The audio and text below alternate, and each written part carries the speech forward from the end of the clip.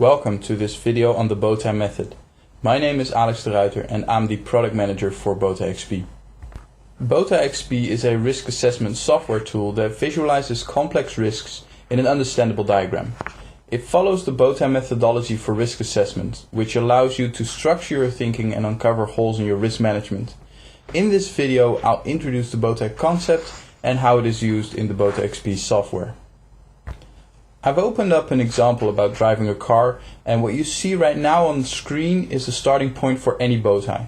The hazard above, which is in the black and yellow striped box, together with the top event, which is in the orange circle below. The hazard can be described as a dangerous aspect of your organization. So if I'm, for instance, typing a letter on a computer, this would not be considered a dangerous aspect of the organization. But if I'm driving on a highway, that would be considered hazardous.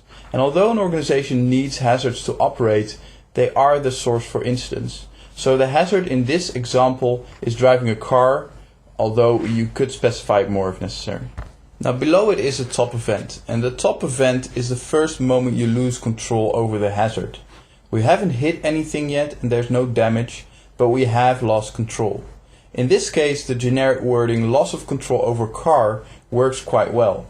If you're not sure how to formulate the top event, you could always start with a generic loss of control description and later on specify more if necessary. Now from here I want to know what will cause the top event. Now these blue boxes on the left are called threats, and they represent different scenarios that will cause my top event. One of the possibilities, for instance, is that the driver is intoxicated, which could cause a loss of control.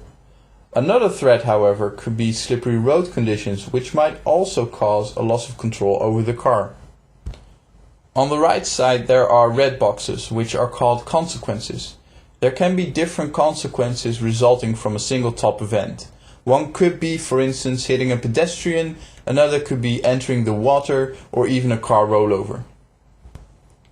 Together with the threats, this is what the BowTie looks like so far.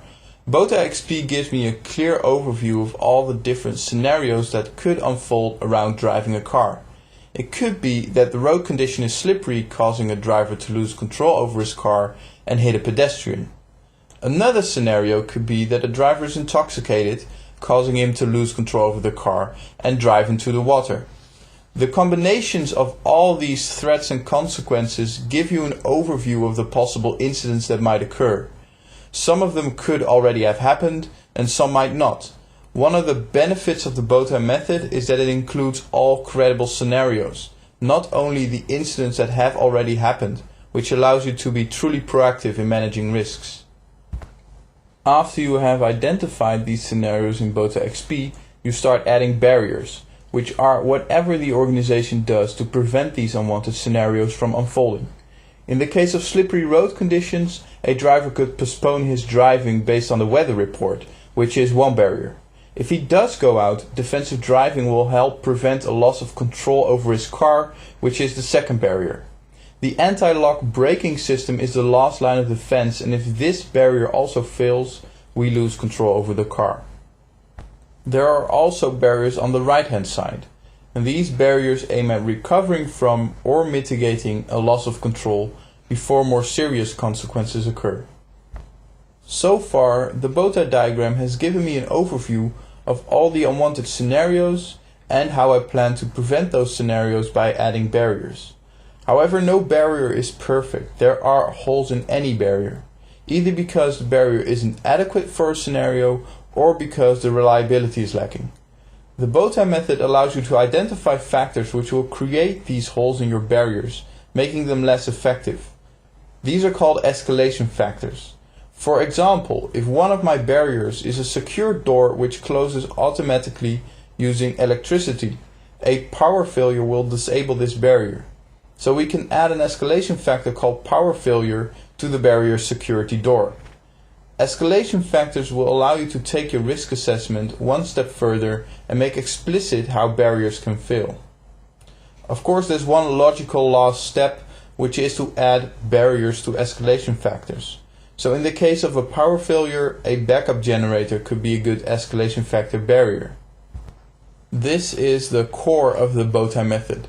It gives you a visual diagram which summarizes all the unwanted scenarios and how you control them as an organization. Now there is more that you can add to the diagram, like your safety management system, barrier effectiveness, barrier type, and for instance who is responsible for a barrier. But that will all be explained in another video. Thank you for watching this video, and if you have any questions, please feel free to contact us.